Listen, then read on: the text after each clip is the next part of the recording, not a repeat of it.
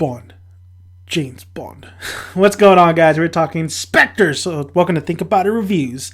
Now, listen, out of all the Daniel Craig Bond films, I think I liked Casino Royale was my favorite. I thought when I saw that movie, I'm not even a James Bond fan, but when I saw that movie, I was blown away. I was like, wow, this is a great movie. And then Quantum of Solace kind of fell apart. And then Skyfall, I heard huge acclaim. And I love Adele's rendition in Skyfall. I gotta say, that's a classic Bond song right there. That's like a masterpiece right there. But the film itself let me down. I felt like coming out like, you know what? With all that talk, it wasn't that great if you think about it. Sure, the action set pieces were great, but overall, I just felt like I got a little fatigued towards the end of that film, and I just didn't feel like it held up too well. So what about this film? Who Sam Mendes, I believe he directed Skyfall, returning stars like Daniel Craig and Naomi Harris, and of course, Christoph Waltz, who's this big baddie in this film. How does this film fare to the other films? And I'll just say right now, I'm a little disappointed again. I think I came away liking this, though, a lot more than when I came away from Skyfall, but I still feel like this film could have been a lot better with all the acclaim it's getting. I will say the action set pieces were kind of subtle this time. Not subtle, but we're not as huge as maybe Skyfall, or definitely not as huge as Casino Royale. I felt like they scaled it back a little bit to really get into Bond's feelings about what he's doing while he's looking for the secret organization called Spectre. And we know Christopher Waltz is pretty much the head of it if you've seen the trailers. I will say Christopher Waltz plays Ernest. Ernest, and he is basically the head guy who he has eyes everywhere. I mean, he knows about Bond, he knows about the whole organization. But overall, and Dave Bautista's in here. And I gotta say, if you're looking for dialogue from Dave Bautista, you're not gonna get it. You're not gonna get it. He's there for what you think he's there for, to be a henchman and to battle Bond a couple of times.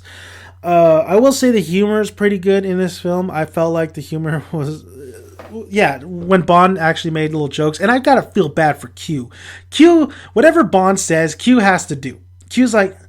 Bond's like, oh, listen, man, I need you to, I know you have this shit in me, this techno blood kind of shit in me, but you need to hush hush, man. I got business to do. He's like, oh, well, I can only give you 24 hours. Bond's like, excuse me? Q's like, fine, I can give you 48 hours. There's a certain part in the film.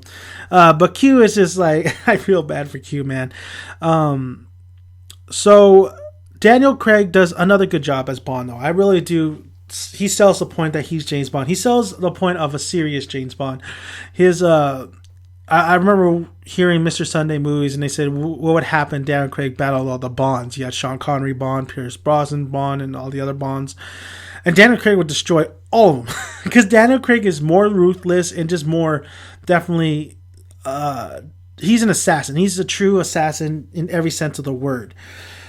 The women are beautiful, of course, in here. But I felt like the lead actress, I can't really remember her. I think it was Madeline. I believe it was Dr. Madeline.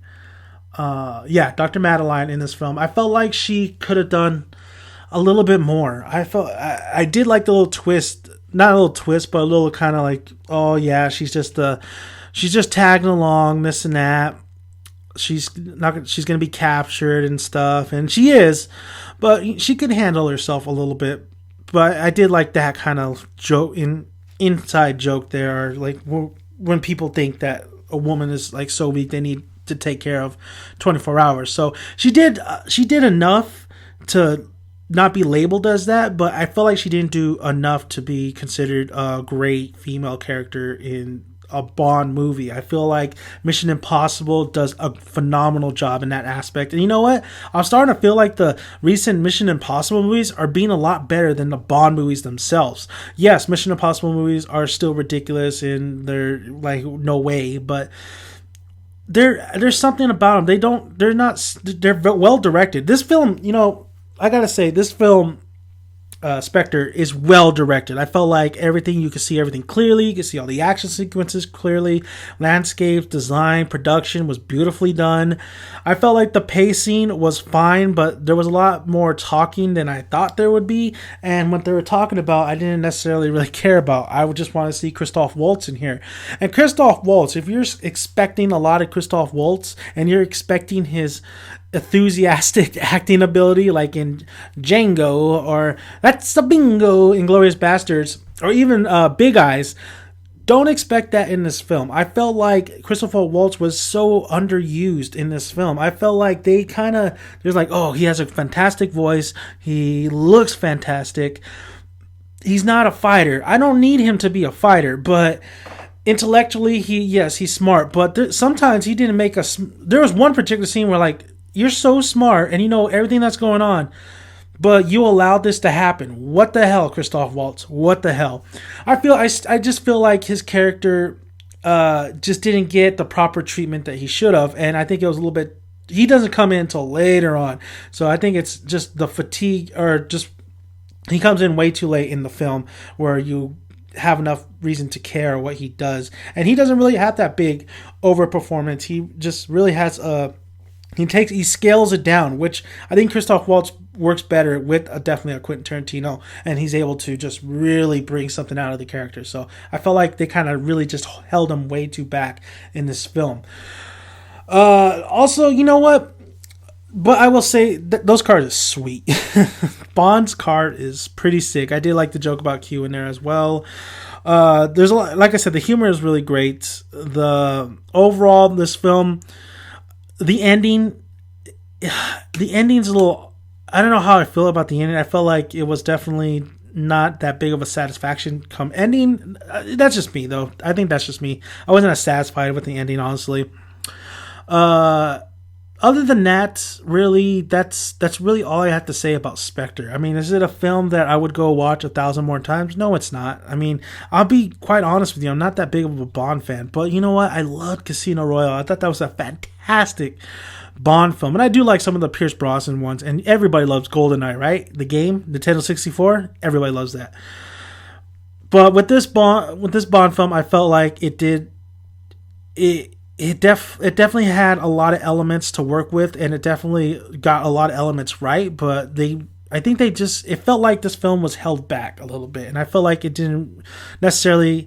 I think the director and stuff wanted to do that, but I felt like that it needed to go forward and be a little bit more grander, which you don't necessarily need, but with this film, you could at least give me a little bit more. I felt like it was just too held back in this film. So overall, Spectre, I think for Bond fans, they'll love it. I think they'll really like it. So that's why I'm going to recommend it. I think it does have some beautiful action set pieces. I think the acting is still really, really good. I think some of the characters are really interesting. Bond himself, he's a man that you could really get behind, honestly. I do love his suits that he wears. It makes me want to dress super nicer.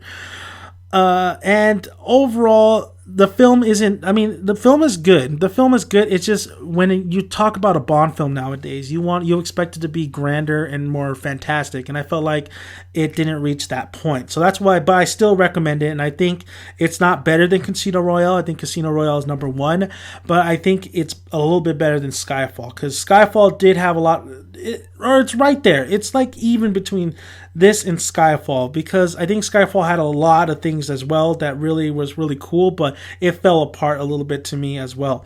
With this film, it didn't really fall apart. It really just kept it was really just driving neutral. It never really went anything above and beyond, but it was going neutral, and it was a really nicely done film. So I do recommend it. So thank you guys for listening. I would really appreciate it if you subscribe and check out all my other videos. More movies reviews on the way, especially that Star Wars review. Also, comment below. Love to hear your guys' thoughts if you've seen this film, and like the video if you like it. So like I always say, guys, grab a tick, grab a seat, make sure you got some good popcorn to eat. I'll see you at the cinema. Bye, guys.